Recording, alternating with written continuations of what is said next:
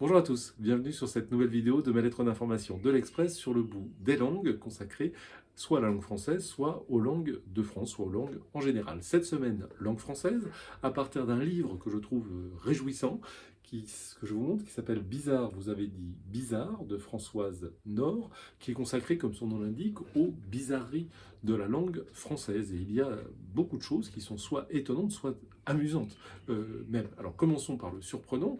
J'ai appris dans ce livre qu'un mot comme délinquant, par exemple, que nous utilisons de manière régulière, ça vient d'un ancien verbe qui a disparu, qui était le verbe délinquer. Délinquant, c'était le participe présent de délinquer. De la même manière, florissant, c'est le participe présent de l'ancien florir.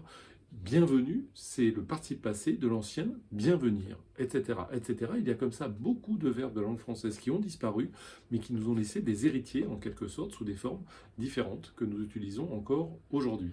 Autre chose curieuse, c'est que les adjectifs changent de sens selon la place qu'ils occupent. Je n'y avais pas fait attention jusqu'à présent, mais par exemple, un homme seul, sans compagne, sans compagnon, n'est pas un seul homme, un homme unique. Une école ancienne, qui est là depuis longtemps, n'est pas une ancienne école qui a été transformée en un bâtiment destiné à un autre usage, etc., etc.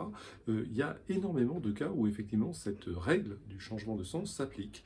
Chose plus amusante d'une certaine manière, c'est qu'on s'aperçoit que des mots que nous utilisons tous les jours sont des fautes parce qu'en tout cas ils ne correspondent pas, des erreurs, des évolutions plus exactement en fait, à l'ancienne forme. Par exemple, un crocodile, mot d'usage courant, en fait au départ on disait un cocodrille et non pas un crocodile. La lettre s'est baladée, le R là, a changé de place, ça s'appelle une métathèse en langage savant. Il y a d'autres exemples de ce type. Par exemple, un moustique, c'est la saison là en ce moment des moustiques, ils arrivent avec la chaleur et puis l'humidité, eh bien on devrait dire un mosquite, puisque en fait un moustique, ça vient de l'espagnol mosca, la mouche, qui a donné un mosquito, petite mouche, et en français c'était un mosquite. Et puis voilà, la lettre s'est baladée et on se retrouve avec un moustique. Aujourd'hui, c'est une erreur. Fromage, encore la même chose, ça vient de forme. Donc on disait un formage, et puis le R a bougé. On retrouve d'ailleurs formage dans la fourme d'Ambert, vous voyez, un des nombreux fromages français qui a conservé la forme originelle, c'est le cas de le dire. Dans les choses comiques aussi, enfin je trouve, à mon goût, il y a des passés simples. Le passé simple, c'est un peu réverbatif à apprendre, on a du mal parfois à savoir parce qu'il a quasiment disparu à l'oral et il se maintient à l'écrit et encore dans une langue un peu recherchée. Mais alors, Françoise Nord a trouvé des exemples très amusants à mon goût. Par exemple, vous mîtes hier votre manteau troué. J'aime bien ça. On peut dire également, vous faillites déposer le bilan. Voilà, il y a d'autres exemples dans la lettre. Et puis je termine avec les phrases ambiguës qui m'amusent également. Si je vous dis cet avocat est pourri, de quoi ou de qui suis-je en train de parler? Si je vous dis il y a une requête dans le jardin, est-ce qu'il faut que vous partiez en courant ou est-ce que vous pouvez l'accueillir? Je vous laisse le choix. Et puis le dernier pour terminer, un peu poétique, le fleuriste est plongé dans ses pensées. J'aime beaucoup celle-là.